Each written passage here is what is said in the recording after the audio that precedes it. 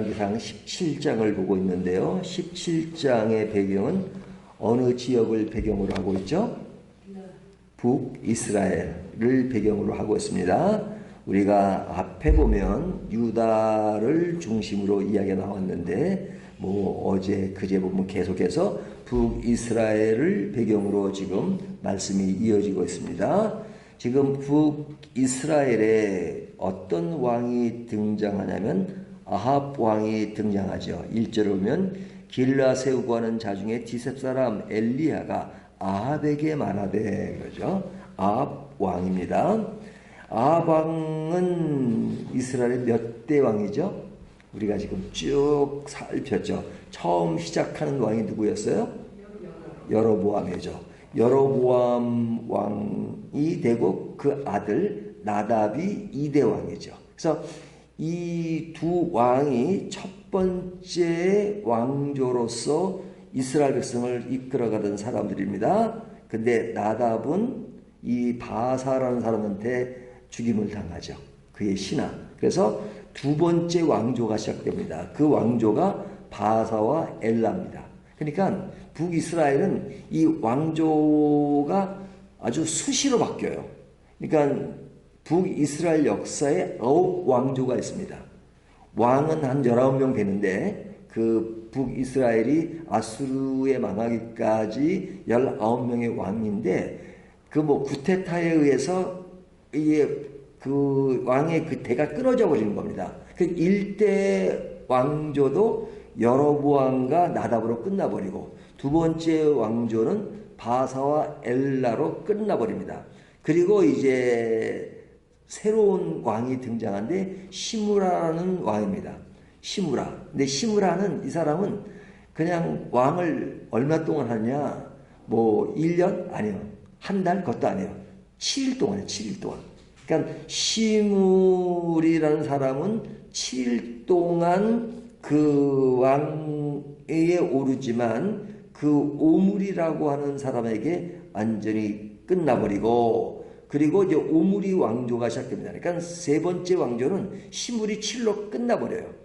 그리고 이제 네 번째 왕조가 시작되는데 그것이 오므리라는 사람입니다. 오므리. 그러니까 오므리 왕조가 시작되는데 그 오므리의 아들이 누구냐면 아합이에요. 오늘 본문 나오는 아합입니다. 근데 아합은 22년을 통치해요. 그리고 그의 아버지 오므리는 12년이니까 그래도 길게 통치했다고 볼 수 있죠. 그러니까 이들이 네 번째 왕조입니다. 그러니까 오므리, 아합 이렇게 이어집니다. 근데 전 이 4대 왕조가 이어지기까지 그리고 그 7명의 왕이 이를 때까지 이스라엘은 여전히 뭐에 빠졌냐면 우상숭배에 빠져요. 그러니까 하나님을 제대로 믿는 사람이 나타나지 않았어요. 그래도 이 유다에는 그래도 아사라는 왕 그래도 개혁을 단행하고 그 뒤에 가면 요시야 왕은 같은 경우는 굉장히 어떤 그런 우상을 타파하고 그리고 하나님을 제대로 믿는 그런 왕들이었잖아요. 하지만 북이스라엘 지금까지 왕들을 보면 하나같이 우상 숭배에 빠져도 보통 빠진 게 아니란 말이죠. 그런데 특별히 오늘 본문에 나타난 이 아합이라는 사람도 아주 그 우상 숭배의 극치를 달리고 있는데 특별히 그는 그의 부인을 누구로 얻었냐면 시돈 사람 엘밧의 딸 이세벨을 아내로 얻었다라고 본문은 이야기하죠. 그래서 여기 보면 그 이방 여인, 그러니까 그 시돈의 그 이방 여인 이세벨을 아내로 얻었습니다. 근데 그 이방의 여인을 데려올 때는 그들만 오는 게 아니라 뭘 가지고 와요? 그들이 믿는 우상을 가지고 오죠. 그래서 솔로몬 때도 애굽 여자를 아내로 얻고 그리고 그 외에 수많은 그런 이방 여자를 아내로 삼을 때 그들은 하나같이 자기들이 믿는 그 이방신을 가지고 오는 겁니다. 이방 우상이죠. 근데 솔로몬도 그 우상에 빠졌다는 그런 안타까운 그 일로 마무리를 하잖아요. 근데 여기에 아방은 그 아주 이세벨 유명합니다. 이 사람이 오고 굉장히 득세를 하고 그리고 이스라엘은 타락의 극치에 달합니다. 그러니까 굉장히 타락을 해서 더 이상 가망이 없어 보이는 그런 모습이에요. 그러니까 나라가 완전히 타락하면 우리가 이런 말을 하죠. 하나님이 살아계신다면 이렇게 세상이 악하고 세상이 어두워졌는데 과연 하나님은 뭘 하시는 건가? 라고 의문을 제기하는 경우가 많단 말이죠. 하나님은 힘이 없어 보이는 것처럼 느껴요. 왜? 악이 득세를 하니까. 그런데 이제 오늘 본문은 무엇을 이야기하냐면 여전히 악이 득세를 한다는 것을 보여주면서 살짝 인물 한 사람을 등장시킵니다. 그 인물이 누구냐면 엘리야예요. 1절을 다시 보면요. 길르앗에 우거하는 자 중에 디셉 사람 엘리야가 아합에게 말하되 내가 섬기는 이스라엘 하나님 여호와께서 살아계심을 두고 맹세하나니 내 말이 없으면 수년 동안 비도 이슬도 있지 아니하리라 하느라. 그러니까 이런 위기상에 한 사람이 등장합니다. 그 사람이 엘리야예요. 엘리야가 아합에게 말하되 하나님의 말씀을 듣지 않으면 비도 이슬도 내리지 않는다. 뭐 특별한 경우가 없는 한 그렇게 된다라고 아주 강렬하게 이야기하죠. 그래서 이 1절의 상황만 보면 그 엘리야 앞에서 굉장히 당당한 엘리야, 그리고 마치 출애굽할 때 그 모세를 연상하게 됩니다. 모세가 바로 앞에 나가가지고 내 백성을 돌려달라 하면서 돌려주지 않으니까 10가지 재앙이 일어나는 사건이 일어나잖아요. 그러니까 그 아주 모세의 담대함, 그런 것들이 딱 보여지는 것 같아요. 1절을 보면. 근데 이제 2절부터 이어지는 말씀을 보면 전혀 다른 분위기로 반전되는 것을 볼 수 있어요. 그 반전이 뭐냐면, 자, 이 시대는 굉장히 어두운 시대잖아요. 그리고 악이 득세하는 시대에 그 악을 능가하는 하나님의 사람이 등장해서 그 악을 완전히 제거하면 얼마나 좋겠어요. 그렇죠? 오늘날 시대도 얼마나 그런 악한 일들이 많습니까? 그런 것들을 아주 위대한 하나님의 사람이 나와서 그것을 완전히 타파하고, 그리고 어떤 하나님의 능력과 이런 것이 팍팍 나타나가지고 하면 얼마나 좋겠어요. 하지만 그러한 분위기 속에 과연 하나님의 사람이 있는가라고 의심이 들 정도로 굉장히 그 하나님의 힘이 약해 보이는 그런 때가 있잖아요. 뭐 때가 있는 게 아니라 그렇게 느낄 때가 너무너무 많죠. 근데 오늘 본문도 보면 사실은 하나님이 엘리야를 지금 어떻게 지금 다루시는가 하는 것을 이야기하고 있는데요. 2절부터는 앞의 상황과는 달리 2절부터 7절까지 보면 하나님이 그 엘리야를 어떻게 하시는가. 2절 볼까요? 여호와의 말씀이 엘리야에게 임하여 이르시되, 지금 하나님이 말씀하십니다.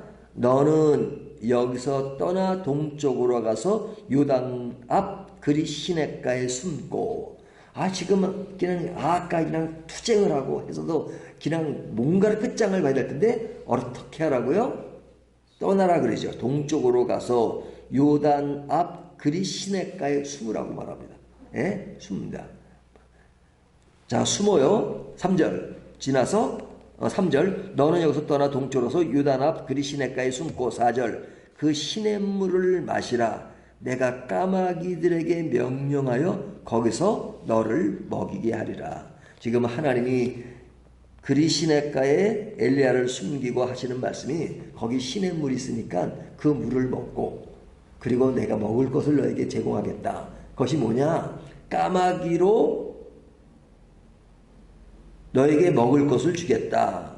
6절 그가 여호와의 말씀과 같이 하여 곧 가서 요단 앞 그리 시냇가에 머물매. 6절 까마귀들이 아침에도 떡과 고기를 저녁에도 떡과 고기를 가져왔고 그가 시냇물을 마셨으나. 자, 여기에 이제 하나님의 명령대로 엘리야가 합니다. 그리 시냇가에 갔어요. 근데 하나님의 말씀대로 하나님이 먹이셨어요. 어떻게 먹이셨어요? 까마귀로. 뭘 가져와요? 떡과 고기를 가져왔어요. 그러면 한번 상상을 해보십시오. 까마귀가 떡을 가져오면 얼마나 가져오겠습니까? 한 바구니? 그거는 얼마나 조금, 아주 진짜 이거는 뭐 맛보는 정도가 아니라 얼마나 작은 분량이겠어요. 떡과 고기를 가져와 봤자. 그러니까 그 글이 시냇가에 시냇물이지만 뒤에 보면 가뭄이 와가지고 다 말라버렸다고 합니다. 이 시냇가는요, 그냥 항상 물이 절절 흐르는 시냇가가 아니라 비가 좀 오면 물이 있고 비가 안 오면 마르는 시냇가예요. 그러니까 뒤에 보면 물도 말랐어요. 물도 마르고 겨우겨우 살아가는 게 뭐냐면 까마귀가 갖다 주는 떡과 물인데 그것은 겨우 그냥 굶지 않고 살 정도예요. 자, 그러면 굉장히 대조를 이루죠. 아합의 그 우상 숭배와 악한 세력이 강함을 이룰 때 엘리야는 그것을 대항해서 큰 인물로 등장하기보다는 그럴 때 하나님의 사람이에요. 엘리야는 그 하나님의 사람을 그의 시냇가에 숨으라고 말씀하시고 그를 훈련시키는 거라고 볼 수 있겠죠. 그 훈련이 뭐냐, 그냥 물도 제대로 없고 그리고 먹는 것은 겨우 살만한, 겨우 생명을 유지할 수 있는 떡과 고기를 갖다 주는, 그것도 까마귀가, 이 까마귀에 대한 그 이스라엘 사람들의 이미지는요 굉장히 안 좋아요. 부정적인 동물이에요. 그렇지만 이 까마귀가 하나님의 사람을 살리기 위해서 떡과 고기를 갖다 준다? 그것은 무엇을 상징하냐면 이스라엘 백성들이 얼마나 타락하고 있는가, 얼마나 타락했으면 그 부정적인 동물을 상징하는 까마귀를 통해서 하나님의 사람을 살리고 있는가 하는 것을 보여주고 있죠. 자, 이런 위기상에 하나님은 그 엘리야를 부르시고 그리고 그에게 숨겨진 하나님의 사람을 지금 키우고 있는 겁니다. 그러니까 이겁니다. 어려운 시대에 악한 세력이 득세하지만 그럴 때 하나님은 일하지 않는 것 같지만 하나님은 그런 속에서도 하나님의 사람을 숨기고 있어요. 숨기고 있어요. 숨기고 있고 그를 계속해서 훈련시키고 있어요. 어느 때 사용하기 위해서. 그것이 오늘 본문의 핵심이에요. 오늘 엘리야는 굉장히 빈곤한 상이지만 하나님은 그 사람을 훈련시켜요. 지금은 숨겨져 있고 드러나 있지 않고 그리고 굉장히 빈약하고 나약하고 아무런 존재 가치도 없는 것 같아요. 가난과 부족 속에서 살아가는 그 엘리야의 모습을 드러내지만 하나님은 그 위기상황에 하나님의 사람을 키우고 있습니다. 숨기고 있습니다. 그 사람이 누구일까요? 오늘날 우리 자신이 될 수도 있어요. 내 존재의 가치는 너무 약하고 사람들이 알아주지 않고 또 진리와 진실이 사라진, 그리고 어찌 보면 세상의 인기와 세상의 유행과 그리고 사람들의 그 말초신경을 자극해서 사람들이 좋아하는 것이 우세하고 인기를 끄는 시대에 하나님은 숨은 곳곳에 하나님의 사람들을 숨기고 계십니다. 어떤 시골의 할머니, 기도밖에 모르는 할머니, 그는 사람들이 알아주지 않지만 하나님은 그 사람을 숨기고 있는지 몰라요. 아멘. 지금 우리나라 방방곡곡에 그런 사람들이 하나님의 숨기렸고 그런 사람들이 세상적으로는 힘도 없고 나약해 보지만 하나님은 그 사람의 기도와 그 사람의 하나님을 향한 마음, 그것이 오늘날 우리가 타락하고 악한 것이 지배하는 세대에 그래도 그 상황에서 하나님의 그 손길이, 하나님의 길이 그래도 유지될 수 있고 그리고 그런 것을 새롭게 나갈 수 있는 그런 것을 마련하는 것, 폭발적으로 종교개혁을 일으키는 그런 일이 일어날 수도 있어요. 하지만 숨은 곳에서 하나님의 역사가 눈에 보이지 않게 하나님이 엘리야를 숨기고 그를 키우듯이 오늘날도 하나님이 그러실 수 있다는 거예요. 시대 위기에 모든 것이 다 망가지고 절대 위기가 온 것 같지만, 그래서 이제는 모든 것이 다 끝난 것처럼 보이지만 하나님은 지금도 숨은 곳에서 사람들을 키우시고 그 사람들이 언제 어떻게 일을 할지 몰라요. 그것이 드러나지 않는다 할지라도 그 숨은 곳에서 일하는 것이 하나님의 나라를 지키고 하나님의 질서를 지키고 하나님의 진리를 지키는 힘이 될 수 있다는 것. 그것이 오늘 말씀이 중요합니다. 이런 와중에 엘리야는 뭐에 집중하고 있어요? 비록 환경적으로는 어렵고 힘들지만 늘 하나님의 말씀에 집중하고 있어요. 하나님의 말씀. 그래서 이 열왕기상 17장, 18장, 19장을 보면 핵심 요소가 여호와의 말씀이에요. 하나님의 말씀. 하나님의 말씀에 집중하는 것이 중요해요. 아합은 하나님의 말씀에 집중하지 않고 우상 숭배에 빠지고, 그리고 이세벨의 특세가 나옵니다. 이세벨의 그 위기 가운데 엘리야는 쫓기기도 하지만, 그러나 엘리야는 그런 어려움 중에도 늘 하나님의 말씀에 집중하는 것, 그것이 아름다운 겁니다. 제가 가끔 말씀드리지만 예수님의 제자들이 예수님을 따라다닐 때 보면 이상한 헛소리도 많이 하고 부족한 측면이 많아요. 하지만 그런 제자들이 사도행전에 보면 사도로서 얼마나 큰 역할을 합니까? 그 역할을 하게 된 그 기본 흐름이 뭐예요? 인간의 나약함이 있지만 그러나 예수님을 끝까지 붙잡고 있잖아요.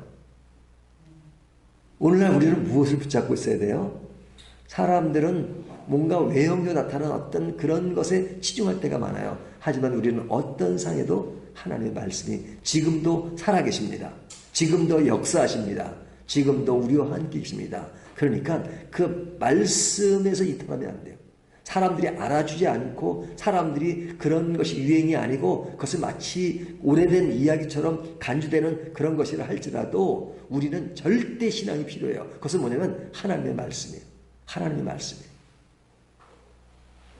성경에서 멀어지고 기도에서 멀어지면 이것이 신앙의 가장 기본기 정도로 끝날 때가 많지만 아닙니다. 어떤 상이든지 기도와 말씀은 신앙의 전부라고 할 수 있어요.